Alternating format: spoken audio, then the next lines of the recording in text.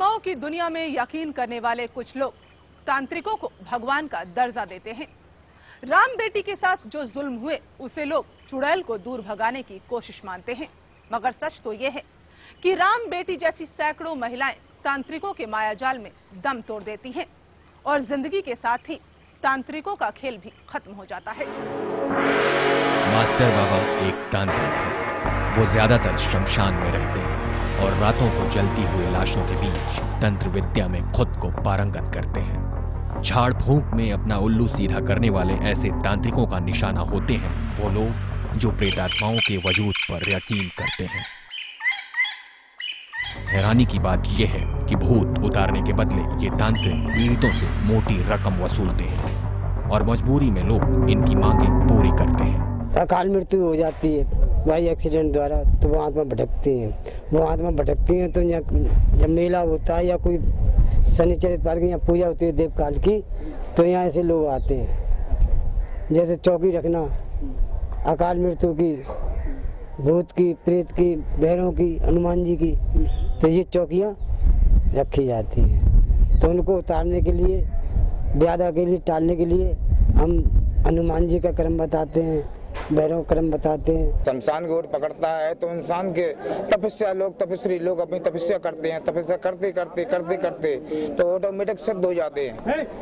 जब ऑटोमेटिक सिद्ध हो जाते हैं तो भक्तों का अपना हरण करने लगते हैं। जब हरण करने लगते हैं तो भक्तों को अपना कुछ नहीं मिलती, शमशान की विभूति देने से सही कर देते हैं।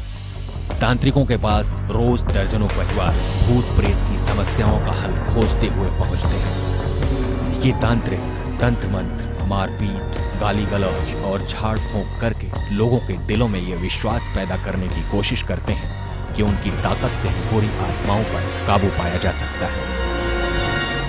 अक्सर ये माना जाता है कि भूत प्रेत और बुरी आत्माएं कुछ नहीं होती, बल्कि दहशत की वजह से और मानसिक बीमारियों से पीड़ित लोग तांत्रिकों तक जाते हैं।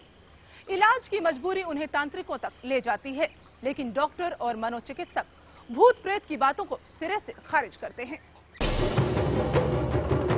बहुत से लोगों के दिलों में भूत और बुरी आत्माओं को काबू में करने का हुनर सीखने की तमन्ना रहती है। ऐसे ही हैं रमेश प्रताप पटेल, जो कबूल करते हैं कि वो तांत्रिकों के शहंशाह बनना चाहते हैं। जैसे उसको कहते हैं हमारे सिद्धिया को शो हम ब्रह्म के समान यदि हो जाएंगे जब, तो जहाँ भी ऐसे कर देंगे जा भाई आपका ऐसा कार्य हो जाएगा। डॉक्टर और मनोवैज्ञानिकों के लिए भूत प्रेत का कोई अस्तित्व नहीं है, बल्कि उनकी नजरों में ये सब अंधविश्वास है जिसका इलाज किसी तांत्रिक, हकीम या डॉक्टरों के पास भी नहीं होता।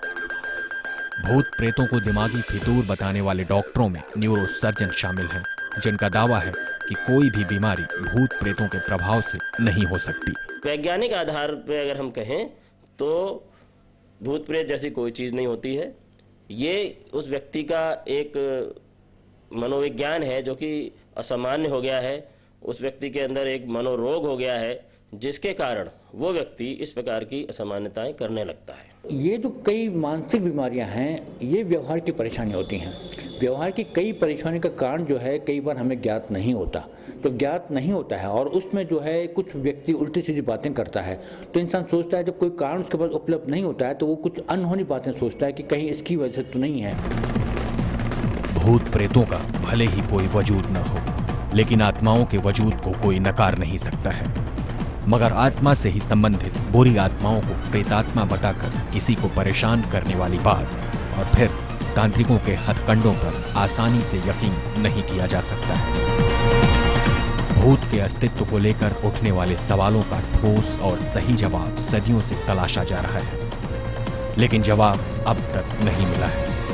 फिर भी हर बार अंधविश्वास की बातें अक्सर सामने आती हैं, जिसके नतीजे बेहद खतरनाक होते हैं। कितनी अजीबोगरीब बात है कि दिन के उजाले में हम जिसे खारिज कर देते हैं, शाम ढलते ही वही बातें हमें दहशत में डाल देती हैं। प्रेत आत्माओं के वजूद को लेकर बहस अरसे से होते रहे हैं, लेकिन हकीकत अब तक सामने नहीं आ सकी है।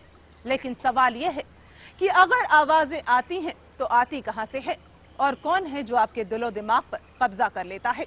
वॉचडॉग में आज बस इतना ही। अगले हफ्ते फिर मिलेंगे। नमस्कार।